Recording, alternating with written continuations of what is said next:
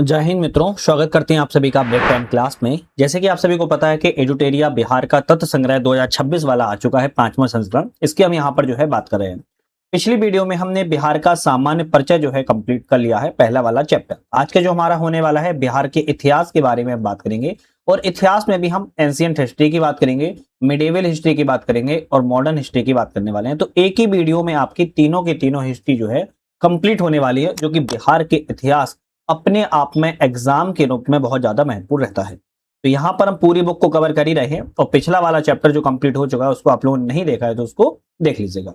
सबसे पहले हम बिहार का इतिहास में प्राचीन इतिहास से संबंधित जो है बात करेंगे, और प्राचीन इतिहास में भी हम पाषाण काल, वैदिक काल, महाजनपद काल, बौद्ध धर्म एवं जैन धर्म, मौर्य वंश एवं गुप्त वंश के बारे में बात करने वाली है। एक छोटा सा प्यारा सा अपडेट है कि हमारा ऐप आ चुका है, इसका नाम है यूपीएससी नग। अब इस ऐप पर आपको क्यों बोल रहे हैं, इस ऐप पर चले जाना है आपको, और आप जितनी भी तैयारी कर रहे हो इन सभी एग्जाम्स की टेस्टेज हमारे ऐप पर मिल जाती हैं टेस्ट पास के अंदर। वहां से जो है आप लोग टेस्ट जो है ऑनलाइन माध्यम से ज्वाइन कर पाओगे। तो बिहार के इतिहास में सबसे पहले हम प्राचीन बिहार के इतिहास के स्रोतों के बारे में बात कर लेते हैं। तो लाइन बाई लाइन आएगा, पहले प्राचीन इतिहास, फिर मध्यकालीन इतिहास, फिर आधुनिक इतिहास। प्राचीन बिहार के इतिहास में साहित्यिक दो प्रकार के स्रोत हैं। एक आपका पुरातात्विक स्रोत है, दूसरा आपका साहित्यिक स्रोत की श्रेणी में आता है। पुरातात्विक और साहित्यिक, आप सभी को पता होगा पुरातात्विक थोड़ा सा स्रोत जो होते हैं वो कम इंपोर्टेंट होते हैं, जबकि साहित्यिक स्रोत बहुत ज्यादा महत्वपूर्ण है। सबसे पहले पुरातात्विक स्रोतों में अगर बात किया है तो बिहार में मुंगेर, चिरांद सारण, चेचर वैशाली, मनेर पटना, शौनपुर सारण से ताम्र स्तर के जो वस्तुएं और मृदभांड जो है प्राप्त हुए हैं। वहीं मौर्यकालीन अगर अभिलेखों की बात किया तो लौरिया नंदनगढ़, लौरिया अरिराज और रामपुरवा स्थानों से प्राप्त हुए हैं कुछ अभिलेख। बराबर की गुफाएं राजगीर, नालंदा, पाटलिपुत्र, विक्रमशिला से कुछ प्राप्त स्मारक प्राप्त हुए हैं। खुदाई से कुछ सिक्के मिले हैं, मनके मिले हैं, और मूर्तियां भी पुरातात्विक स्रोत के रूप में जानी जाती हैं। लेकिन साहित्यिक स्रोतों में अगर बात किया है तो साहित्यिक स्रोत में सबसे पहले रामायण, महाभारत, पुराण, बौद्ध रचनाओं में अंगुत्तर निकाय, दीर्घ निकाय और विनय पिटक, वहीं जैन रचनाएं में भगवती सूत्र, ये साहित्यिक स्रोतों में सबसे ज्यादा महत्वपूर्ण है। इससे अतिरिक्त कुछ यात्रियों के विवरण भी हैं, जैसे मैगस्थनीज की इंडिका, फाइयान, इत्सिंग, हेनसांग की यात्रा के कुछ वृत्तांत भी देखने को मिलते हैं। कौटिल्य के अर्थशास्त्र और स्थानीय लेखकों के भी प्राचीन बिहार के इतिहास के बारे में जानकारी प्रदान करते हैं। अब ये तो हमारा स्रोत हो जाते हैं कि हमने पुरातात्विक और साहित्यिक स्रोतों की बात की। अब हमारा यहाँ से स्टार्ट होता है पाषाण काल। पाषाण काल की बात किया तो प्रागैतिहासिक काल में मानव के द्वारा पाषाण मतलब कि पत्थर का प्रयोग करके शिकार जो है किया जाता था, और जिसे पाषाण काल के रूप में या प्रागैतिहासिक काल के रूप में जो है जाना जाता है। पाषाण काल में पत्थरों का प्रयोग और मानव विकास के आधार तीन भागों में विभाजित जो है किया गया है। अब तीन भागों में अगर विभाजित होने की बात की जाए तो यहाँ पर सबसे पहले पुरापाषाण काल देखेंगे। तो पुरापाषाण काल में जो मानव था वो आखेटक करता था और खाद्य संग्राहक के रूप में जाना जाता था। दक्षिण बिहार में इसके मुंगेर, नालंदा से बड़े और खुरदरे पत्थर में कुल्हाड़ी, चाकू, खुरपी के जो है अवशेष प्राप्त हुए हैं, और यह अवशेष 1 लाख ईसा पूर्व के माने जाते हैं। दूसरा काल आता है मध्यपाषाण काल। इसमें मानव आखेटक के साथ साथ संग्राहक तो था ही था, पशुपालक भी हो गया था, और मानव ने पहला पालतू जो पशु है वो कुत्ता को बनाया था। दक्षिण बिहार में मुंगेर से छोटे आकार के तेज धार वाले औजार प्राप्त हुए हैं, और ये अवशेष का जो समय है वो 4000 से लेकर 10,000 ईसा पूर्व का माना जाता है। पुरापाषाण काल, मध्यपाषाण काल के बाद नवपाषाण काल आता है।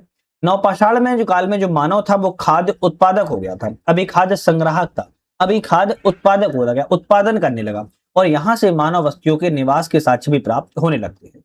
नवपाषाण काल के जो अवशेष हैं बिहार के मैदानी भागों से मिलते हैं, जिसमें चिरांद, चेचर, मनेर, शनुआर और पत्थर एवं हड्डियों के औजार प्राप्त होने लगते हैं।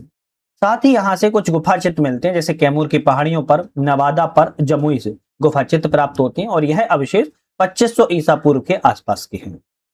इसके बाद ताम्रपाषाण काल आता है। अब देखो एक चीज याद रखना है, नवपाषाण पहले आता है, याद रखना है, और ताम्रपाषाण काल नवपाषाण काल के बाद आता है ना। तो ये कभी कभी बड़ा कंफ्यूजन पैदा कर जाता है और गलत टिक लगा देते हो। ताम्रपाषाण काल बाद में आया।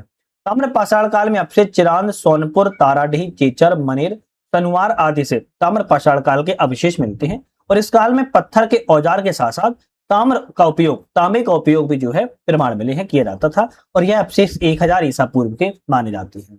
तो पुरापाषाण काल, मध्यपाषाण काल, नवपाषाण काल, ताम्रपाषाण काल के बाद अब आता है हमारा वैदिक काल। वैदिक काल आर्यों के द्वारा स्थापित सभ्यता को वैदिक सभ्यता कहा जाता है। वैदिक काल जो है आर्यों के द्वारा जो सभ्यता स्थापित की गई थी वैदिक काल में, उसे वैदिक सभ्यता कहा जाता है। और इस सभ्यता का जो इतिहास है वो हमें वेदों पर आधारित है। और वैदिक सभ्यता भी दो वर्गों में विभाजित की जाती है। पहला विभाजन है पूर्व वैदिक काल, जैसे 1500 से 1000 ईसा पूर्व का माना जाता है। दूसरा है उत्तर वैदिक काल, जैसे 1000 से 600 ईसा पूर्व का माना जाता है। अब एक चीज और याद यहीं पे रखो, जो पूर्व वैदिक काल है यहाँ पर बिहार क्षेत्र में इसका जो विस्तार है वो नहीं हुआ था। तो बिहार हम इतिहास की बात कर रहे हैं तो पूर्व वैदिक काल का इतिहास हमें बिहार में देखने को नहीं मिलता है। लेकिन उत्तर वैदिक काल में आर्यों का जो विस्तार है वो गंडक नदी के बिहार तक जो है देखने को मिलता है। तो उत्तर वैदिक काल बिहार के लिहाज से महत्वपूर्ण जो है हो जाता है। बिहार के भौगोलिक क्षेत्र में जो प्रथम चर्चा है सतपथ ब्राह्मण में मिलती है, लगभग 800 ईसा पूर्व की है रचना है।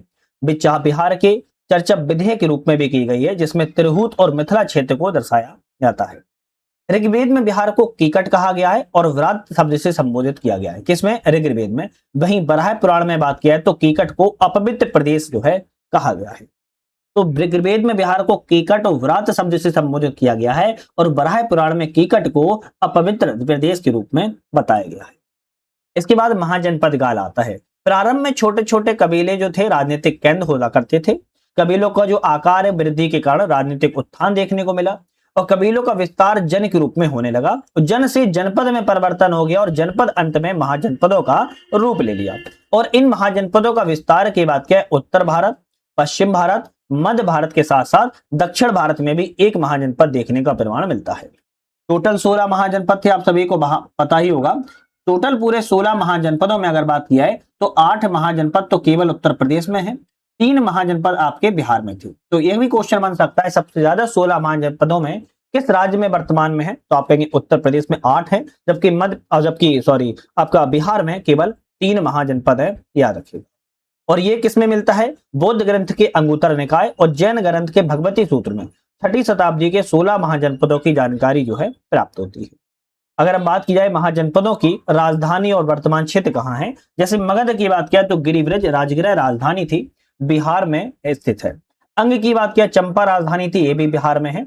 बज्जी संघ की बात की जाए तो वैशाली राजधानी थी, ये भी आपके बिहार में है। तो ऊपर के 3 बिहार में है, मगध, अंग, वज्जी संघ, ठीक है। अब इसके बाद आपका आता है काशी, जो कि वाराणसी राजधानी थी, उत्तर प्रदेश में है। कौशल श्रावस्ती उत्तर प्रदेश में है। मल्ल की राजधानी कुशीनगर थी, उत्तर प्रदेश में है। वत्स की राजधानी कौशाम्बी थी, भी उत्तर प्रदेश में है। कुरु इंद्रप्रस्थ, उस समय यह पूरा उत्तर भारत ही था, तो दिल्ली अब वर्तमान में हो चुका है, ये भी उत्तर प्रदेश में ही था उस समय। पांचाल की राजधानी अच्छर थी, ये भी उत्तर प्रदेश में है। शूरसेन की राजधानी मथुरा थी, ये भी उत्तर प्रदेश में है। कैदी की राजधानी शुक्तिमती थी, ये भी उत्तर प्रदेश में है। अवंती की राजधानी उज्जैन महिष्मती थी, आपके मध्य प्रदेश में है। मत्स्य की राजधानी विराटनगर थी, राजस्थान में है। अश्मक, जो कि केवल एक साउथ इंडिया में याद रखेगा, केवल एकमात्र दक्षिण भारत में है, महाराष्ट्र तेलंगाना पर है। कंबोज हाटकपुर राजधानी थी, पश्चिमी पाकिस्तान पूर्वी अफगानिस्तान में है। गांधार, जिसकी राजधानी तसला थी, पश्चिमी पाकिस्तान अफगान में। 16 महाजनपद आपको देखने को मिलेंगे, जिसमें से 8 आपके उत्तर प्रदेश में है, 3 आपके कहां पर है? बिहार में है, याद रखिए। इसके बाद हमारा 16 महाजनपद और 3 महाजनपदों का विस्तार बिहार में है। वज्जी संघ, जिसमें वैशाली मुजफ्फरपुर क्षेत्र आता है, मगध पटना गया नालंदा क्षेत्र आता है और अंग भागलपुर मुंगेर क्षेत्र आता है। अब इसका जो निर्माण हुआ महाजनपद का, पहले कबीला था, कबीला से जन में परिवर्तन हुआ, जन से महाजनपद में हुआ और महाजनपद से महाजनपद में परिवर्तन हो गया। इसके बाद बज्जी संघ महाजनपद की हम सबसे पहले अब जो 3 आपके बिहार में है उनकी बात तो हमें कर लेनी चाहिए ना, तो 3 की बात करें। सबसे पहले बज्जी संघ महाजनपद की बात किया है। बज्जी संघ 8 राज्यों का एक संघ था, जिसे 8 कुल के नाम से जाना जाता था, जिसमें बज्जी, लक्ष्मी, ज्ञात्रक, विधेय, उग्र, भोग, कुरु तथा इक्ष्वाकु इस संघ के 8 जनपद थे। बज्जी संघ में सबसे अधिक प्रसिद्ध जो थे वो लक्ष्मी जनपद बहुत प्रसिद्ध था और लक्ष्मी की राजधानी आपकी वैशाली थी। वैशाली नगर की स्थापना राजा विशाल के द्वारा की गई थी। लक्ष्मी के अतिरिक्त मिथिला के विधेय और कुंडग्राम के जो ज्ञात्रक हैं वो बज्जी संघ के प्रमुख जनपद थे। बज्जी संघ या लक्ष्मी को विश्व का प्रथम गणतंत्र के रूप में संज्ञा दी जाती है, ये भी फैक्ट याद कर सकते हो। इसके बाद आपका मगध महाजनपद आता है। ये मैप भी देख सकते हैं ना, मैप पर भी देखते चलो, वज्जी और लक्ष्मी ऊपर था बिल्कुल नॉर्थ में, मगध जो था आपका वो आपके बिहार में वेस्ट में था। अंग महाजनपद की बात किया तो ईस्ट में था। मगध महाजनपद की बात किया तो मगध राजनीतिक, आर्थिक और भौगोलिक कारणों से सभी महाजनपदों में सबसे शक्तिशाली रहा है। उसके कई कारण भी रहे हैं, है ना। हाथी की बहुलता थी, नदियों के घिरा हुआ था, जंगलों की बहुलता, ये बहुत सारे फैक्टर काम करते हैं। मगध की जो प्रारंभिक राजधानी हुआ गिरिब्रज या राजगृह थी और 5 पहाड़ियों से मगध घिरा हुआ था, जिसमें रत्नागिरी, शौनागिरी, विभागिरी, उदयगिरी और पिप्पलांचल। मगध जो है 5 पहाड़ियों से घिरा था, रत्नागिरी, सोनागिरी, विभागिरी, उदयगिरी और आप कहेंगे विपलांचल से। मगध का विस्तार पटना से लेकर गया क्षेत्र में है। मगध और अंग महाजनपद का वर्णन सर्वप्रथम अथर्ववेद में मिलता है याद रखना। इसके बाद अंग महाजनपद आता है। अंग महाजनपद का विस्तार भागलपुर से मुंगेर क्षेत्र तक है। अंग महाजनपद की राजधानी चंपा थी। अंग के अंतिम शासक ब्रह्मदत्त को हराकर मगध का शासक बिम्बिसार ने अंग को मगध में ही राष्ट्र रूप से मिला लिया था। इसके बाद मगध का उत्कर्ष और उसके राजवंशों की बात की जाए तो मगध की स्थापना बृहदत्त नाम के व्यक्ति ने की थी और बृहदत्त का जो पुत्र था वह जरासंध था और इस वंश का सबसे प्रसिद्ध शासक जरासंध था। लेकिन जरासंध को भीम ने द्वंद्व युद्ध में पराजित करके उसका जो है वध कर दिया था और इसका वर्णन महाभारत में मिलता है। बृहदत्त वंश का अंतिम शासक रिपुंजय को माना जाता है। मगध की कुछ उत्कर्ष के कारण रहे हैं, जैसे मगध की प्रारंभिक राजधानी राजगृह थी, 5 पहाड़ियों से घिरी थी जैसे हमने आपको बताया ही, और सबसे सुरक्षित पहाड़ी के रूप में जाना जाता था। मगध नदियों से भी घिरा प्रदेश था। उर्वरक जलवायु जलबोड़ मृदा यहाँ की थी। कृषि की दृष्टि से अनुकूल था। नदियों के जाल के कारण यहाँ सिंचाई और यातायात की सुविधा भी अच्छी थी। मगध के अंतर्गत छोटा नागपुर का क्षेत्र जो खनिज संसाधन है वह वनों की लकड़ी और ताकतवर हाथियों से परिपूर्ण हो जाता है। अब ये बताओ कि जिस राज्य जिस क्षेत्र में ये सभी चीजें मिल जाएं तो कौन अपने चरम पर नहीं पहुंचेगा, हर कोई चरम पर पहुंच जाएगा। अब इसी लिहाज से यहाँ पर एक वंश का उत्थान होता है, वो आता है आपका हर्यक वंश। हर्यक वंश 544 से 412 ईसा पूर्व में रहा है और हर्यक वंश की स्थापना बिंबिसार नाम के व्यक्ति ने 544 ईसा पूर्व में की थी। बिंबिसार को मगध का वास्तविक संस्थापक माना जाता है। बिंबिसार ने विवाह नीति के द्वारा साम्राज्य विस्तार का जो है आगे बढ़ाया था। इनकी पहली पत्नी बिंबिसार की पत्नी कौशल देवी कौशल राज की राजकुमारी थी और विवाह में इन्हें काशी को क्षेत्र प्राप्त हुआ था। दूसरी पत्नी बिंबिसार के चेलना थी जो कि लक्ष्मी के राजा चेटक के पुत्री थी। तीसरी पत्नी क्षेमा पंजाब के मद्र कुल की राजकुमारी थी। इनकी 3 पत्नी थी, तीनों से इन्होंने जो है एक समझौते के साथ विवाह किया हुआ था। बिंबिसार ने अवंती शासक चंद्रप्रदोत के साथ मैत्री संबंध बनाए थे। जब चंद्रप्रदोत के उपचार के लिए राजवैद्य चाहिए था तो बिंबिसार ने ही अपने राजवैद्य जीवक को भेजा था। बिंबिसार की हत्या 492 ईसा पूर्व में उसके पुत्र अजातशत्रु के द्वारा कर दी गई थी। अब अजातशत्रु ने की तो अजातशत्रु शासन में आया, तो अजातशत्रु का शासनकाल 492 से 460 ईसा पूर्व का है। अजातशत्रु बिंबिसार के बाद हर्यक वंश का शासक बना और उस अजातशत्रु का वास्तविक नाम कुलिक था। बिंबिसार और कौशल देवी की मृत्यु के बाद कौशल के राजा प्रसेंजित ने काशी जो है वापस ले लिया था। जब बिंबिसार की मृत्यु हो गई और कौशल देवी जो इनकी पत्नी थी इनकी भी मृत्यु हो गई तो कौशल के राजा प्रसेंजित ने काशी को वापस ले लिया। लेकिन जिस कारण से प्रसेंजित का संघर्ष अजातशत्रु से सामने आ गया। लेकिन क्या हुआ, अजातशत्रु ने प्रसेंजित को पराजित कर उनकी पुत्री वाजिरा से जो है विवाह कर लिया। तो अजातशत्रु ने प्रसेंजित की पुत्री वाजिरा से विवाह कर लिया। अजातशत्रु ने बज्जी संघ और मल्लों को भी पराजित किया। अजातशत्रु प्रारंभ में जैन धर्म को मानता था लेकिन बाद में यह बौद्ध धर्म को अपना लिया था। अजातशत्रु ने 483 ईसा पूर्व में राजगृह की सप्तपर्णी गुफा में प्रथम बौद्ध संगति का भी आयोजन जो है करवाया था। बौद्ध संगतियों की हम प्रॉपर एक अलग बात करेंगे। इसके बाद आता है उदयन का टाइम पीरियड। अब आप सभी को पता हो गया, जिस तरह अजातशत्रु ने अपने पिता की हत्या की थी तो उदयन ने भी अपने पिता को ही 460 में हत्या के द्वारा ही मार दिया। उदयन ने अपनी राजधानी राजगृह से पाटलिपुत्र में स्थानांतरित कर दी और पाटलिपुत्र की बात की जाए तो पाटलिपुत्र गंगा, सोन और गंडक नदियों के संगम पर जो है बनी हुई राजधानी थी। उदयन के 3 पुत्र थे, अनिरुद्ध, मुंडक और नागदशक, जिसमें से नागदशक जो है हर्यक वंश का अंतिम शासक के रूप में जाना जाता है। याद रखना है कभी आ जाए पितृहंता किस वंश को कहा जाता है, आप कहेंगे हर्यक वंश को पितृहंता के रूप में जाना जाता है। अब हर्यक वंश के बाद आता है शिशुनाग वंश, क्योंकि शिशुनाग वंश ने हर्यक वंश की जगह शिशुनाग वंश की स्थापना की थी और शिशुनाग ने वैशाली को अपनी राजधानी बनाया। ना इन्होंने राजगृह को बनाया ना पाटलिपुत्र को बनाया, शिशुनाग के द्वारा वैशाली को राजधानी बनाया गया। शिशुनाग ने अवंती राजा अवंती वर्धन को पराजित करके अवंती को मगध में जो है मिला लिया था। इसके अतिरिक्त शिशुनाग ने वत्स और कौशाम्बी को भी मगध में शामिल कर लिया। 394 ईसा पूर्व का समय आता है। शिशुनाग की मृत्यु के बाद कालाशोक मगध का शासक बनता है। पुराणों में से काकवर्ण के नाम से जाना जाता है। कालाशोक के समय जो मगध की राजधानी थी पुनः पाटलिपुत्र स्थानांतरित जो है कर दी गई और ऐसा कहा जाता है कालाशोक के समय से फिर राजधानी पाटलिपुत्र ही रही है। कालाशोक के समय में 383 ईसा पूर्व में द्वितीय बौद्ध संगति का आयोजन वैशाली में किया गया था। कालाशोक की मृत्यु के बाद उसके 10 पुत्रों ने शासन किया, लेकिन शिशुनाग वंश का जो सबसे अंतिम में शासक था वह नंदीवर्धन था। फिर इसके बाद नंद वंश का शासन आता है 344 से 321 ईसा पूर्व में। महापद्म नंद ने 344 ईसा पूर्व में शिशुनाग वंश को समाप्त करके नंद वंश की स्थापना की। महापद्म नंद को एक राट एवं एक छत्र की उपाधि जो है धारण करने वाला व्यक्ति माना जाता है। पाली ग्रंथों में महापद्म नंद को उग्रसेन भी कहा जाता है। पुराणों में महापद्म नंद को परशुराम का दूसरा अवतार माना बताया गया है। महापद्म नंद ने पांचाल, इक्ष्वाकु, काशी, अस्मक, कलिंग और मैथिली इतने सब राज्यों को पराजित करके मगध में साम्राज्य का विस्तार जो है किया था। और ऐसा कहा जाता है और ऐसा करने वाला मगध का हुआ है पहला सम्राट था महापद्म नंद, याद रखिएगा, क्योंकि मगध का जो सर्वाधिक विस्तार है इतने समय तक वो महापद्म नंद ने ही किया हुआ है। इसके बाद चंद्रगुप्त ने तो फिर अलग किया, बाद में किया ना, पहले महापद्म नंद ने ही किया था। व्याकरण के जो महान विद्वान पाणिनि है वह महापद्म नंद के समकालीन जो है माने जाते हैं। अंतिम इस वंश का शासक रहा है धनानंद। धनानंद बड़ा क्रूर ही व्यक्ति था। धनानंद के समय यूनानी शासक सिकंदर ने भारत पर आक्रमण 326 ईसा पूर्व में किया था। लेकिन ऐसा माना जाता है कि नंदवंश की आर्थिक और सैन्य शक्ति काफी संपन्न थी और मगध की सैन्य शक्ति के डर से सिकंदर की सेना व्यास नदी को कभी पार जो है नहीं कर पाई, इनकार कर दिया था पार करने से। धनानंद ने अपने दरबार में विद्वान चाणक्य का अपमान किया था और चाणक्य ने चंद्रगुप्त के साथ की सहायता से धनानंद की हत्या करवा दी और नंद वंश का पतन हो गया और चंद्रगुप्त मौर्य ने मौर्य वंश की स्थापना कर डाली। तो हर्यक वंश, शिशुनाग वंश, नंद वंश, फिर आपका आता है मौर्य वंश। मौर्य वंश की स्थापना 321 ईसा पूर्व से 184 ईसा पूर्व मानी जाती है। 321 ईसा पूर्व में चंद्रगुप्त मौर्य ने मौर्य वंश की स्थापना की। जस्टिन एवं स्ट्रैबो ने चंद्रगुप्त मौर्य को सेंड्रोकोटस कहा है, जिसकी पुष्टि विलियम जोन्स के द्वारा की गई है। और प्यूटार्क और एरियन ने चंद्रगुप्त मौर्य को एंड्रोकोटस के नाम से बताया है। अब देखो दोनों ही याद रखना है, जस्टिन और स्ट्रैबो आ जाए तो आप कहेंगे सेंड्रोकोटस नाम से चंद्रगुप्त मौर्य की पहचान की है, जबकि प्यूटार्क और एरियन के बाद आता है चंद्रगुप्त मौर्य को एंड्रोकोटस के रूप में चिन्हित जो है किया हुआ है।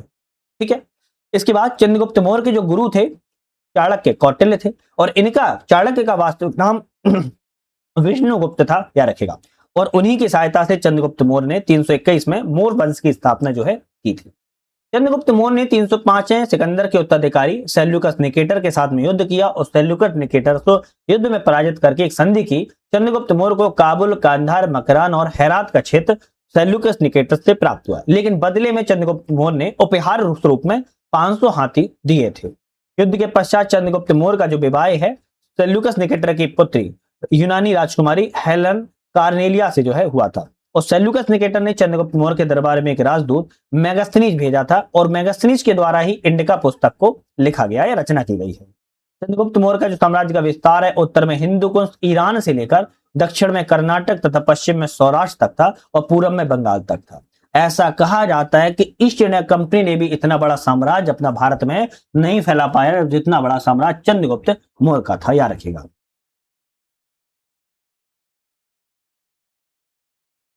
चंद्रगुप्त मौर्य के शासन के अंतिम वर्षों में मगध में 12 वर्षों के लिए भीषण अकाल पड़ा था।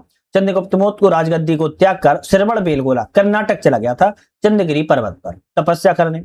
और चंद्रगुप्त जैन धर्म को मानता था, तो 298 ईसा पूर्व में जैन उपवास एक पद्धति होती है, संलेखना पद्धति, जिसके द्वारा उसने अपने प्राणों को त्याग दिया था।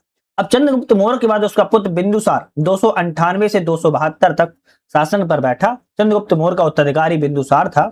इसे अमित्र घात या सिंह सैन के नाम से भी जाना जाता है। स्ट्रैबो के अनुसार सीरिया के राजा एंटियोकस ने डायमेकस नामक एक राजदूत था चंद्रगुप्त बिंदुसार के दरबार में भेजा था। बिंदुसार के दरबार में ही मिस्र के राजा टॉलमी फिलाडेल्फस ने डायनोसियस नाम का एक राजदूत भी भेजा था। ये सभी बिंदुसार के दरबार में आए। बिंदुसार ने तक्षशिला में एक विद्रोह को दबाने के लिए अपने पुत्र अशोक को भेजा था, लेकिन इससे पहले सुशीम को भी भेजा था, लेकिन वह नहीं दबा पाया था, तो अशोक को भेजा था। बिंदुसार आजीवक संप्रदाय का अनुयायी था। आजीवक संप्रदाय के संस्थापक मोकली पुत्र गौशाल को माना जाता है। बिंदुसार का जो पुत्र हुआ है वो अशोक महान है ना, इतिहास में इसका स्थान है। 269 से 232 ईसा पूर्व का शासन है। बिंदुसार की मृत्यु 4 वर्षों के बाद अशोक मौर्य वंश की गद्दी पर बैठा। इससे पूर्व उज्जैन का राज्यपाल था। पुराणों में अशोक को अशोक वर्धन कहा गया, याद रखना है। साथ ही मौस्की, गुर्जरा, नेतुर और उद्गोलम, ये चारों जो अब के अभिलेख हैं, इसमें अशोक को अशोक नाम से ही जाना जाता है। सिंगली अनुश्रुतियों में बौद्ध ग्रंथ का है अशोक ने 99 भाइयों की हत्या करके गद्दी प्राप्त की, ऐसा बताया गया है। हालांकि इस स्रोत की पुष्टि जो है नहीं हो पाई। अशोक ने अपने शासन के 9वें वर्ष कलिंग से युद्ध किया था 261 ईसा पूर्व में और कलिंग को मगध में शामिल कर लिया था। और ये जो कलिंग से युद्ध 9वें वर्ष में किया था और इसका जो वर्णन है अशोक ने 13वां शिलालेख में जो है किया हुआ है। कलिंग युद्ध के बाद अशोक ने बौद्ध धर्म को अपना लिया और इससे पूर्व वह शैव धर्म को मानता था। दिव्य बादन के अनुसार कहा जाता है उपगुप्त नाम के व्यक्ति ने अशोक को बौद्ध धर्म की दीक्षा दी थी।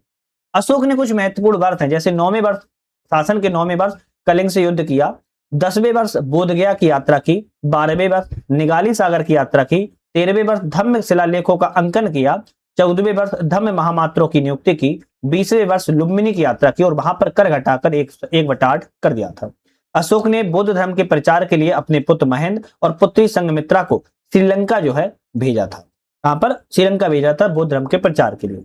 अशोक ने तीसरी बौद्ध संगति का जो आयोजन है वह पाटलिपुत्र में करवाया था और 37 वर्षों का शासन अशोक का रहा है, जिसकी मृत्यु 232 ईसा पूर्व में हो गई। लेकिन अशोक के 10 उत्तराधिकारी जो हैं उनमें कुणाल, बंधुपालित, इंद्रपालित, दसोन, दशरथ, संप्रीति, सालीसुख, देववर्धन, सतधनुष और वृद्धत। अब मोर वंश का जो अंतिम शासक माना जाता है वृद्धत को ही माना जाता है और मोर वंश का शासनकाल 137 वर्षों तक रहा है। लेकिन वही है, जब कमजोर सत्ता हो जाती है तो इसका जो है जो प्रमुख भूमिका है वो खत्म होने देखने को मिलती है। मोर वंश के कुछ प्रशासन के बारे में बात किया तो मोर वंश जो था वो आपके या मोर काल जो था केंद्रीय प्रशासन की स्थापना पर आधारित था, मतलब कि सेंट्रलाइज था। व्यवस्था में राजा सम्राट संपूर्ण प्रदेश व्यवस्था का उच्च पर था, शीर्ष पर था। राजा प्रशासनिक, सैनिक और न्यायिक तीनों ही शक्तियों पर निहित था। साम्राज्य का जो विभाजन है वह देश, केंद्र, प्रांत, विषय और ग्राम में हुआ करता था। ये 4 भागों में पूरा साम्राज्य का विभाजन था।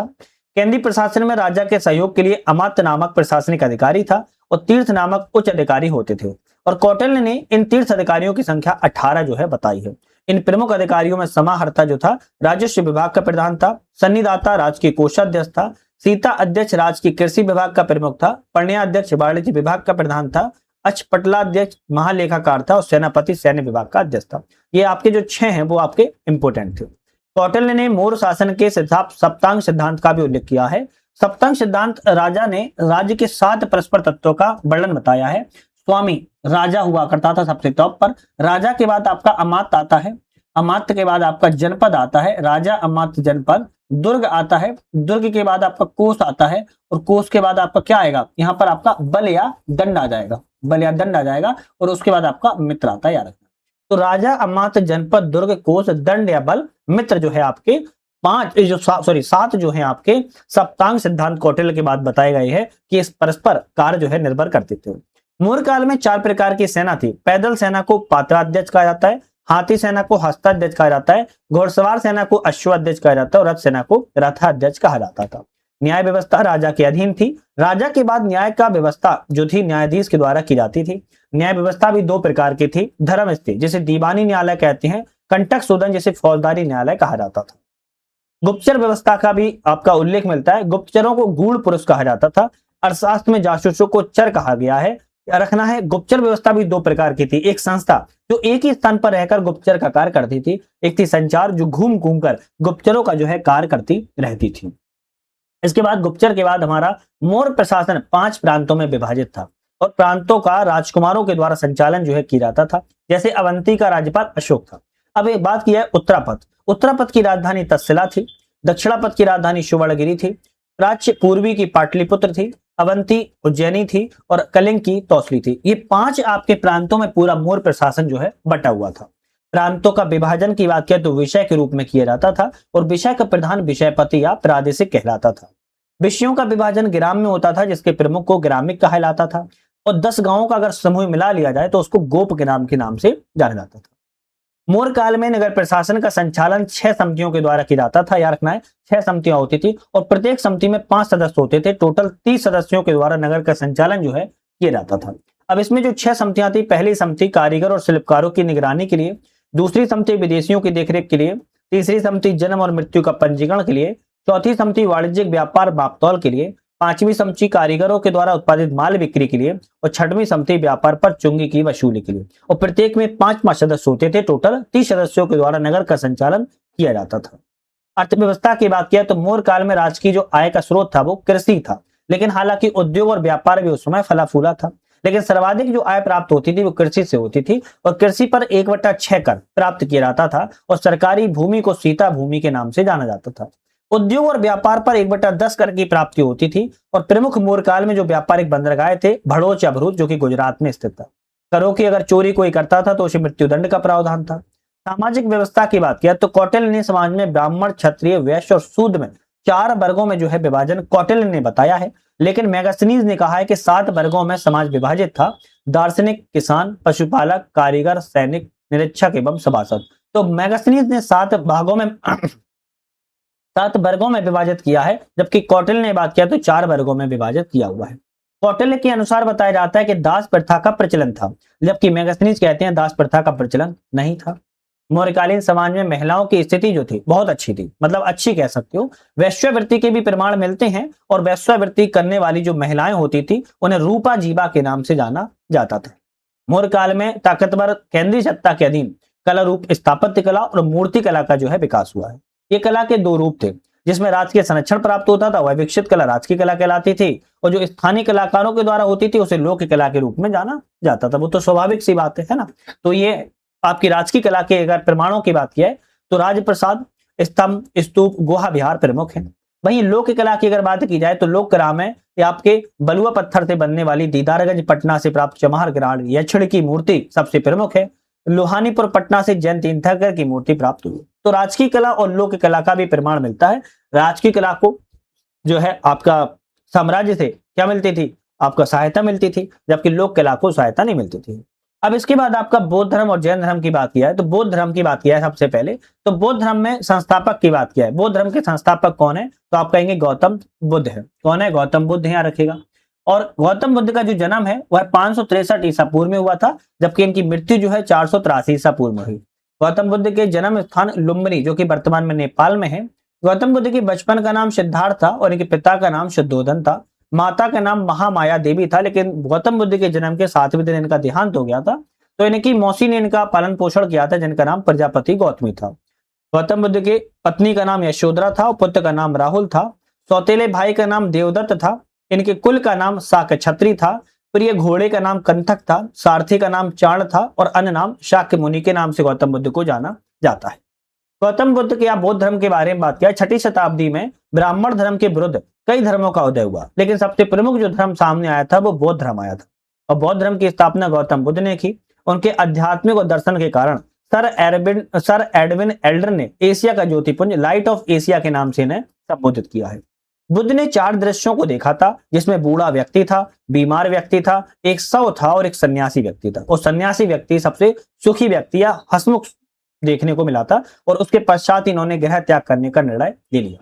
29 वर्ष की आयु में इन्होंने गृह त्याग से संन्यास को अपना लिया और संन्यास के दौरान इन्होंने वैशाली में अपने पहले गुरु अलार कलम से इन्होंने मुलाकात की और दीक्षा ग्रहण की। वहीं राजगृह में इन्होंने दूसरे गुरु रुद्रक रामपुर से दीक्षा ग्रहण की, लेकिन इनका मन नहीं भरा, तो 6 वर्षों की तपस्या के बाद 35 वर्ष की आयु में ज्ञान प्राप्ति के लिए वह निकल पड़े। ज्ञान प्राप्ति ने 6 वर्षों की तपस्या के बाद 35 वर्ष की आयु में प्राप्त हुई। उसके बाद यह तथागत या बुद्ध के नाम से जाना जाने लगे।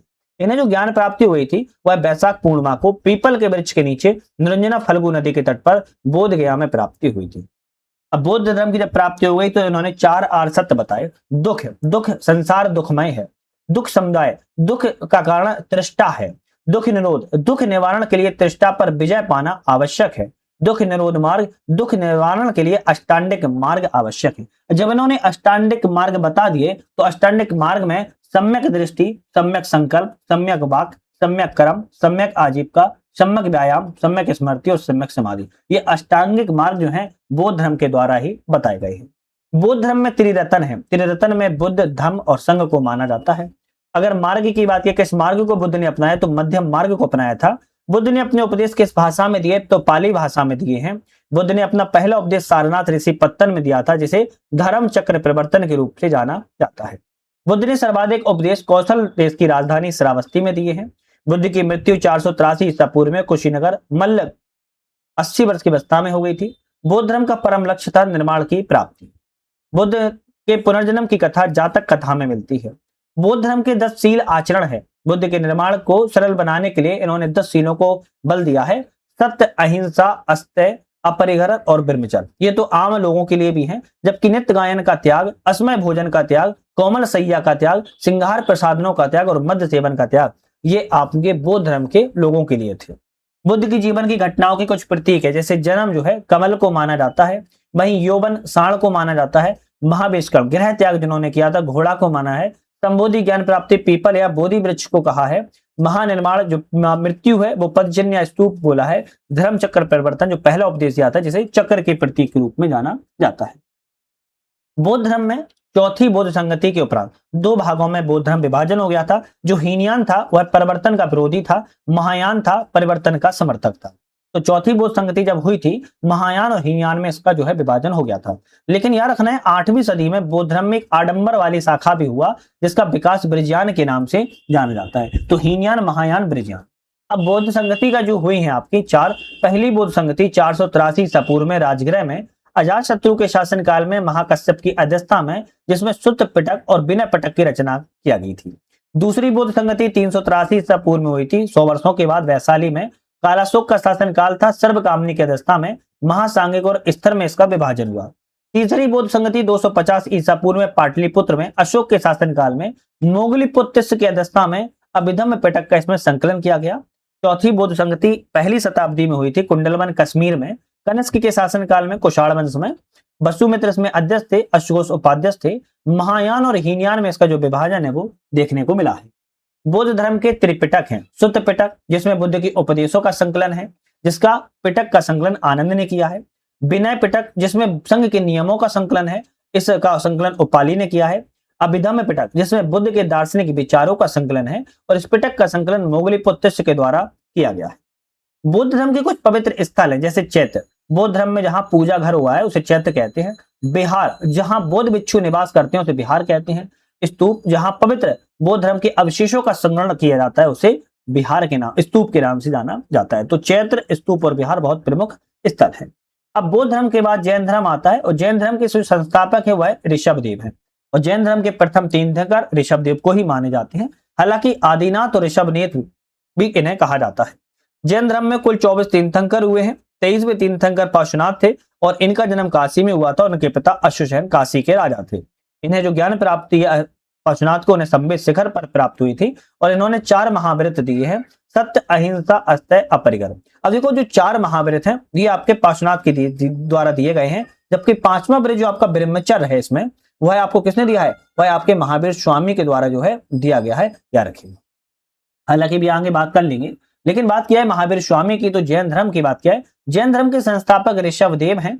जैन धर्म में कुल तीर्थंकर 24 हुए हैं। 24वें तीर्थंकर महावीर स्वामी को माना जाता है। वास्तविक संस्थापक महावीर स्वामी कहलाते हैं। इनके बचपन का नाम वर्धमान था। इनका जन्म 540 ईसा पूर्व में हुआ और मृत्यु 468 ईसा पूर्व में हुई। जन्म स्थान कुंडल ग्राम वैशाली है। इनके पिता का नाम सिद्धार्थ था, माता का नाम त्रिशला रहा है, पत्नी का नाम यशोदा था, पुत्री का नाम प्रियदर्शनी अनोजिया के नाम से भी जाना जाता है, दमाद जमाता का नाम जमाली था और कुल का नाम इनका घातक या छत्री था, याद रखिएगा। महावीर स्वामी की अब बात किया है तो जैन धर्म के 24वें तीर्थंकर थे और जैन धर्म को वास्तविक संस्थापक इन्हें माना जाता है। इनके पिता सिद्धार्थ जो थे घातक कुल के प्रधान थे और माता त्रिशला लक्ष्मीगढ़ राज्य की राजकुमारी थी। 30 वर्ष की आयु में इन्होंने ग्रह को त्याग दिया और 12 वर्षों की कठोर तपस्या के बाद 42 वर्ष की आयु में केवल ज्ञान की प्राप्ति जम्बिक ग्राम में त्रिजुपालिका नदी के तट पर साल वृक्ष के नीचे प्राप्त हुई। जैन धर्म के त्रिरत्न है सम्यक दर्शन, सम्यक आचरण, सम्यक ज्ञान, यह रखना है। जैन धर्म के 5 महाव्रत भी दिए हैं, सत्य, अहिंसा, अस्तय, अपरिग्रह, ये पार्श्वनाथ के द्वारा दिए गए थे और 5वां ब्रह्मचर्य जो कि महावीर स्वामी ने जोड़ा है। सत्य, झूठ नहीं बोलना है, अहिंसा, हिंसा नहीं करनी है, अस्तय, चोरी नहीं करनी है, अपरिग्रह, धन का संग्रह नहीं करना है, ब्रह्मचर्य, इंद्रियों को वश में करना है। जैन धर्म के प्रथम तीर्थंकर की बात किया है। प्रथम तीर्थंकर ऋषभदेव हैं जिनका प्रतीक बैल रहा है। द्वितीय तीर्थंकर अजितनाथ है जिनका प्रतीक हाथी है। 23वें तीर्थंकर पार्श्वनाथ हैं जो कि सर्प के इनका प्रतीक है और 24वें तीर्थंकर महावीर स्वामी है जिनका आपका प्रतीक सिंह है या शेर है, याद रखना है। जैन संगतियां हुई हैं। जैन धर्म में 2 संगति हुई हैं। पहली संगति 310 ईसा पूर्व में हुई थी पाटलिपुत्र बिहार में चंद्रगुप्त मौर्य के शासनकाल में स्थूलभद्र की अवस्था में। यह दिगंबर और श्वेतांबर में विभाजन हो गया था और जैन धर्म के 12 अंगों का संकलन यहाँ पर किया गया। द्वितीय बौद्ध संगति 512 ईसा पूर्व में वल्लभी गुजरात में हुई थी। देवर्दी क्षमा श्रवण की अवस्था में जैन धर्म का अंतिम रूप से संकलन जो है किया गया था। महावीर स्वामी की जो मृत्यु है 72 वर्ष की आयु में पावापुरी में हुई थी। अनेकांतवाद और स्यादवाद तया सप्तभंगी ज्ञान जैन धर्म से संबंधित है। महावीर स्वामी ने अपना पहला जो उपदेश है वो राजगृह में दिया था और जैन धर्म का विभाजन प्रथम जैन संगति में श्वेतांबर और दिगंबर में हो गया था। दिगंबर संप्रदाय की बात किया तो भद्रवायु के नेतृत्व में किया गया। इन्हें परिवर्तन को स्वीकार नहीं करते थे और यह पूर्ण नग्नता एवं कठोरता को इन्होंने अपनाया था। वही श्वेतांबर की बात किया तो स्थूलभद्र के नेतृत्व में परिवर्तन को स्वीकार किया। श्वेत वस्त्रों को धारण पहनने की इन्होंने परंपरा चलाई। दिगंबर की तुलना में यह कम कठोर माना जाता है। अब इसके बाद आपका शुंग वंश आता है ना। मौर्य वंश के बाद शुंग वंश आता है। मौर्य वंश के अंतिम शासक बृहदत्त की हत्या पुष्यमित्र शुंग ने 185 ईसा पूर्व में करके शुंग वंश की स्थापना की। मौर्य वंश का अंतिम शासक कौन था? बृहदत्त था ही ना। इनकी हत्या पुष्यमित्र शुंग ने कर दी थी और 185 ईसा पूर्व में शुंग वंश की स्थापना की। पुष्यमित्र शुंग जो था ब्राह्मण था, वह बृहदत्त का सेनापति था। पुष्यमित्र ने सेनानी की उपाधि को धारण किया और यवनों के आक्रमण को इन्होंने विफल कर दिया। पुष्यमित्र शुंग ने 2 अश्वमेध यज्ञ भी करवाए थे और इनका पुरोहित जो है पतंजलि था। पुष्यमित्र की मृत्यु के बाद उसका पुत्र अग्निमित्र शासक 148 ईसा पूर्व में राजा बना। कालिदास के नाटक का जो मालविका मित्रम लिखी गई है, इसमें अग्निमित्र और उनकी प्रेमिका मालविका का वर्णन मिलता है। और शुंग वंश का जो अंतिम शासक था वह देवभूति को माना जाता है। इसके बाद शुंग वंश के बाद कर्ण वंश आता है। कर्ण वंश की स्थापना वसुमित्र ने की, लेकिन वसुमित्र ने देवभूति की हत्या करके स्थापना की थी आपकी कर्ण वंश की। और कर्ण वंश भी ब्राह्मण वंश था और इस वंश का कर्ण वंश का अंतिम शासक सुशर्मा था, जिसकी हत्या सातवाहन वंश के शासक सिमुक ने कर दी थी और कर्ण वंश का जो है अंत कर दिया था। तो एक वंश की हत्या दूसरे वंश के द्वारा की गई, तब दूसरा वंश जो है स्थापित हुआ। सातवाहन वंश की बाद में बात करेंगे, लेकिन सबसे पहले कुषाण वंश की बात की जाए। मरुत्तर काल में कमजोर होती राजनीतिक स्थिति का कई विदेशी जातियों का आक्रमण भारत के क्षेत्र पर हुआ। सबसे पहले हिंद यूनानी आए, उसके बाद में शक आए, याद रखना है। इसके बाद में पहलव आए और भारत में आने वाले विदेशियों में सबसे अंतिम में कुषाण आए और इन्होंने एक लंबे समय तक शासन भी अच्छी तरीके से किया हुआ था। कुषाण जो थे चीन के यूची तोखरी जाति से संबंधित थे। कुषाण वंश का संस्थापक कुजुलकटफिस को माना जाता है। इस वंश का सबसे प्रमुख शासक कनिष्क था और कुषाण वंश की राजधानी पहली पेशावर थी, दूसरी राजधानी मथुरा थी। अश्वघोष जिन्होंने बुद्ध रचित की रचना की है, कनिष्क ने पाटलिपुत्र से विजित किया था। कनिष्क के समय में गांधार मथुरा कला शैली का बहुत विकास हुआ।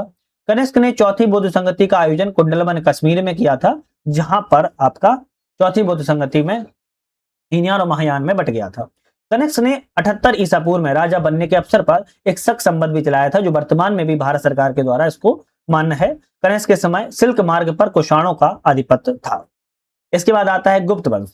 गुप्त वंश की स्थापना श्रीगुप्त नाम के व्यक्ति ने 240 से 280 ईसा पूर्व के समय में की थी। श्रीगुप्त का उत्तराधिकारी घटोत्कच हुआ है, वह प्रथम गुप्त शासक था जिसने महाराज की उपाधि को धारण किया था। श्रीगुप्त और घटोत्कच के बाद जो प्रमुख स्थान है वो चंद्रगुप्त प्रथम का आता है। चंद्रगुप्त प्रथम 320 ईसा पूर्व से 335 ईसा पूर्व तक शासक रहा है। गुप्त वंश का वास्तविक संस्थापक अगर बात किया तो चंद्रगुप्त प्रथम को ही माना जाता है। 320 में गुप्त संवत चंद्रगुप्त प्रथम के द्वारा चलाया गया था। चंद्रगुप्त प्रथम ने लक्ष्मियों की राजकुमारी कुमार देवी से विवाह किया था और प्रथम गुप्त शासक था जिसने महाराजा धीराज की उपाधि भी धारण की हुई थी। चंद्रगुप्त के बाद आपके समुद्रगुप्त आते हैं। इतिहासकार स्मिथ ने समुद्रगुप्त को भारत का नेपोलियन कहकर संबोधित किया है। क्यों कहा है इसके बारे में भी अभी बात कर लेते हैं। समुद्रगुप्त ने परक्रमांक, अप्रतिरथ आदि उपाधियां भी धारण की थी। समुद्रगुप्त के अभियानों की चर्चा हरसेड़ के द्वारा रचित प्रयाग प्रशस्ति में मिलती है। कहा जाता है कि उत्तरापथ की नॉर्थ के 9 राजाओं और दक्षिण के 12 राजाओं को इन्होंने जो है जीता था, इसीलिए भारत का नेपोलियन के नाम से इन्हें जाना जाता है। समुद्रगुप्त को कविराज भी कहा जाता है। क्यों? क्योंकि इनके सिक्कों पर बीड़ा बजाते हुए दिखाया गया है। समुद्र का जो दरबारी कवि था वह हरिशेड़ था। हरिशेड़ ने ही प्रयाग प्रशस्ति की रचना जो है की है। समुद्रगुप्त वैष्णव धर्म को मानता था और समुद्रगुप्त के द्वारा अश्वमेध यज्ञ कराने की भी प्रमाण मिलते हैं। समुद्रगुप्त के बाद 375 में रामगुप्त नाम का व्यक्ति राजा बना था, लेकिन इसके अयोग्य होने पर चंद्रगुप्त द्वितीय ने उसकी हत्या कर दी और स्वयं को राजा घोषित जो है कर दिया। तो चंद्रगुप्त और समुद्रगुप्त के बीच में रामगुप्त नाम का व्यक्ति भी बना था, जिसकी हत्या चंद्रगुप्त द्वितीय ने कर दी थी। चंद्रगुप्त द्वितीय ने शकों पर पराजित करके 389 ईसा पूर्व में विक्रमादित्य की उपाधि को धारण किया था। चंद्रगुप्त ने देवगुप्त, देवराज और देवशरीक आदि की उपाधियां भी धारण की थी। चंद्रगुप्त ने ध्रुव देवी और कुबेर नागा 2 पत्नियों से, ध्रुव देवी एवं कुबेर नागा से विवाह भी किया था। कुबेर नागा से जो उत्पन्न पुत्री थी प्रभावती गुप्ता का जो विवाह है वाकाटक नरेश रुद्रसेन द्वितीय के साथ हुआ था, लेकिन रुद्रसेन की मृत्यु के बाद प्रभावती ने अल्पवयस्क के पुत्रों की संरक्षिका के रूप में शासन किया और इसमें सहयोग जो है चंद्रगुप्त द्वितीय अपने पिता का प्राप्त किया था और पिता के सहयोग से ही गुजरात काठियावाड़ पर विजय प्राप्त भी की थी। चीनी यात्री फायान जो आया था वो चंद्रगुप्त द्वितीय के समय भारत आया था और भारत में यह 14 वर्षों तक रहा है। चंद्रगुप्त के द्वितीय को मेहरौली लोह स्तंभ में चंद्र के नाम से संबोधित जो है किया जाता है। चंद्रगुप्त के दरबार में 9 रत्न रहा करते थे, जिसमें कालिदास, धनवंतरी, अमर सिंह, बारहमीर, शंकु, बैताल भट्ट, घटक पर्व, छप्पड़क एवं बारोची थे, याद रखेगा। इसके बाद आपके आते हैं कुमारगुप्त। कुमारगुप्त जो है कुमार चंद्रगुप्त द्वितीय एवं ध्रुव देवी का पुत्र था, जिसे कुमारगुप्त प्रथम के नाम से 1415 में इसमें शासक किया। नालंदा विश्वविद्यालय की स्थापना जो है कुमारगुप्त के समय में ही की गई थी। गुप्त काल में नालंदा जो विश्वविद्यालय है शिक्षा का प्रमुख केंद्र था और बौद्ध धर्म शिक्षा का प्रमुख केंद्र के रूप में जाना जाता था। कुमारगुप्त ने शकादित्य एवं महेंद्रादित्य की उपाधियों को धारण किया था और कुमारगुप्त के बाद स्कंदगुप्त शासक बनता है। मध्य एशिया की बर्बर जाति जो हूणों का आक्रमण है वो स्कंदगुप्त के समय ही हुआ था। स्कंदगुप्त ने हूणों को पराजित किया और भारत से बाहर खदेड़ दिया, जिसका वर्णन जूनागढ़ अभिलेख में मिलता है और अभिलेखों में हूणों को मलिच्छ के रूप में कहा गया है। स्कंदगुप्त ने चंद्रगुप्त मौर्य द्वारा जो निर्मित सुदर्शना झील थी उसका पुनरुद्धार करवाया था। स्कंदगुप्त ने विक्रमादित्य और कृमादित्य के नाम से उपाधियों भी ग्रहण किया था। गुप्त वंश का जो अंतिम शासक है वह विष्णुगुप्त को माना जाता है और गुप्त वंश का जो अंत हुआ तो मगध वंश का भी अंत जो है हो गया। इसके बाद आपका नालंदा विश्वविद्यालय आता है। नालंदा विश्वविद्यालय की स्थापना जो है कुमारगुप्त के द्वारा की गई थी। यहाँ पर शिक्षा और बौद्ध धर्म का सबसे महान केंद्र था, जिसकी स्थापना कुमारगुप्त ने गुप्त काल के दौरान की। बाद में हर्षवर्धन और पाल शासकों को इसको संरक्षण भी प्राप्त हुआ। इसी क्रम में जावा के शासक बालपुत्र देव ने भी इसको संवर्धन जो है प्राप्त किया था। हिनसांग की यात्रा के समय विश्वविद्यालय के जो आचार्य थे वो शीलभद्र थे और इस विश्वविद्यालय में 10,000 से अधिक विद्यार्थी और 1510 शिक्षक उस समय रहते थे। इस विश्वविद्यालय में बौद्ध शिक्षा केंद्र, अंतरिक्ष विज्ञान, चिकित्सा शास्त्र, गणित, दर्शन शास्त्र, व्याकरण जैसे विषयों की पढ़ाई भी की जाती थी। इस विद्यालयों के विद्यार्थियों का नामांकन जो था प्रवेश परीक्षा के माध्यम से होता था और प्रथम प्रवेश परीक्षा द्वारपाल के द्वारा ली जाती थी और यह 3 स्तरों पर चलती थी, है ना। प्री मेंस इंटरव्यू वाले स्तर वर्तमान में जैसा होता है उस समय भी होती होगी। स्थानीय विश्वविद्यालयों में चीन, Tibet, Sri Lanka, Indonesia, Japan, Korea आदि के विद्यार्थी यहाँ पर शिक्षा ग्रहण करने जो है आया करते थे। यह पूर्णतः निःशुल्क आवासीय शिक्षा केंद्र था। आर्थिक व्यय के लिए 200 गांव इसमें जो है दान दिए गए थे। इसके विश्वविद्यालय के प्रांगण में एक विशाल पुस्तकालय भी था। 3 भवनों को मिलाकर इन कुल भवनों में 90 लाख किताबें मतलब रखी हुई थी, जिनके नाम रतन रंजक, रत्नोदधि और रत्न सागर के नाम से जाना जाता था। प्राचीन काल में स्थापित शिक्षा के विशाल केंद्र को विश्व के प्रथम विश्वविद्यालय की संज्ञा दी गई है और ये दोनों पॉइंट इंपोर्टेंट है। 2016 में यूनेस्को के द्वारा नालंदा विश्वविद्यालय को वर्ल्ड हेरिटेज सेंटर में शामिल किया गया है। 2006 से पूर्व राष्ट्रपति एपीजे अब्दुल कलाम के द्वारा 2010 में सुझाव नालंदा यूनिवर्सिटी एक्ट पारित किया गया। नए नालंदा विश्वविद्यालय का निर्माण 2014 में विश्वविद्यालय पाठ्यक्रम के अंतर्गत संचालन जो है किया जा रहा है। ये गुप्त काल के दौरान ही चल रहा था और गुप्त काल में प्रशासन की बात किया है। गुप्त काल में जो राजा था वो देवी अधिकार जो है रखता था। मौर्यों के समान यहाँ पर केंद्रीय सत्ता नहीं थी। जिस टाइम मौर्यों में केंद्रीय सत्ता थी यहाँ पर देखने को नहीं मिलती है, लेकिन जो राजा था वह प्रशासनिक, सैनिक और न्यायिक तीनों ही अधिकार रखता था। गुप्त काल में जो विभाजन है वो देश, भुक्ति, विषय और ग्रामों में ही किया जाता था। देश का प्रधान गुप्ता, भुक्ति का प्रधान उपरिक्त, विषय का पेशापति और ग्राम का ग्रामिक कहलाता था। अर्थव्यवस्था का आधार भी कृषि प्रमुख था। 1/6 से 1 कर यहाँ पर कृषि पर लिया जाता था। कर के अतिरिक्त व्यापार और उद्योग कर प्रमुख यहाँ पर कर लिए जाते थे। गुप्त काल में जो प्रमुख बंदरगाह है वो ताम्रलिप्ति था, याद रखना है, और सबसे प्रमुख व्यापारिक नगर जो है उज्जैन नगर को माना जाता था। गुप्त काल में स्वर्ण सिक्के को दीनार जो है कहा जाता है और चांदी के सिक्कों को रुपये के नाम से जाना जाता था। सामाजिक अगर व्यवस्था की बात किया तो गुप्त काल में वर्ण व्यवस्था जटिल हो गई थी। इस काल में वर्ण व्यवस्था जाति व्यवस्था के रूप में स्थापित हो गई और इस काल में कई उपजातियों का उदय हुआ है, जैसे कायस्थ जाति। इसका वर्णन पहली बार गुप्त काल में ही देखने को मिलता है। इस काल में छुआछूत के भी प्रमाण मिलते हैं। अछूत जातियों को गांव से बाहर रहना पड़ता था और इस काल में दास प्रथा का जो विकास है वो देखने को मिलता है। हालांकि मौर्यों में भी दिखता है, लेकिन इस काल में थोड़ा ज्यादा उभर कर आया। गुप्त काल में महिलाओं की स्थिति पहले की तुलना में निम्न कमजोर होती दिख रही है। 510 में भानुगुप्त के एरल अभिलेख में प्रथम सती प्रथा का अभिलेख मिलता है। ये पॉइंट इंपोर्टेंट है। अगर गुप्त काल में अगर बात की जाए तो कला की, तो संरक्षण में गुप्त काल के दौरान स्थापत्य कला, चित्रकला, मूर्ति कला, साहित्य कला का जो है विकास हुआ। स्थापत्य कला में मंदिरों का निर्माण नागर शैली में हुआ, गुफाओं का निर्माण हुआ और बिहारों का निर्माण देखने को जो है मिलता है। इसके बाद गुफाओं के निर्माण में अजंता गुफा महाराष्ट्र में बनी। बागी गुफा मध्य प्रदेश में गुप्त काल के दौरान ही निर्माण हुआ। इन गुफाओं में बौद्ध धर्म और हिंदू धर्म दोनों की चित्रकला के प्रमाण जो है मिलते हैं। गुप्त काल में साहित्य का भी विकास हुआ है, जैसे कालिदास के द्वारा अभिज्ञान शकुंतलम, बालविकानिमित्रम, रघुवंशम, कुमार संभव, रे मेघदूतम, ऋतु श्रृंगार और विक्रोमंसी मिलती है। विष्णु शर्मा के द्वारा पंचतंत्र लिखित है, वात्स्यायन ने कामसूत्र लिखी है, अमर सिंह ने अमरकोश लिखी है, कामंदक ने नीतिसार, शूद्रक के द्वारा मृच्छकटिकम, आर्यभट्ट ने आर्यभट्टियम, सूर्य सिद्धांत, दस गीतिका, ब्रह्मगुप्त ने ब्रह्म सिद्धांत, भारत का न्यूटन, बी ए स्मिथ ने सांस्कृतिक उपलब्धियों के कारण गुप्त काल को स्वर्ण युग की संज्ञा जो है दी है।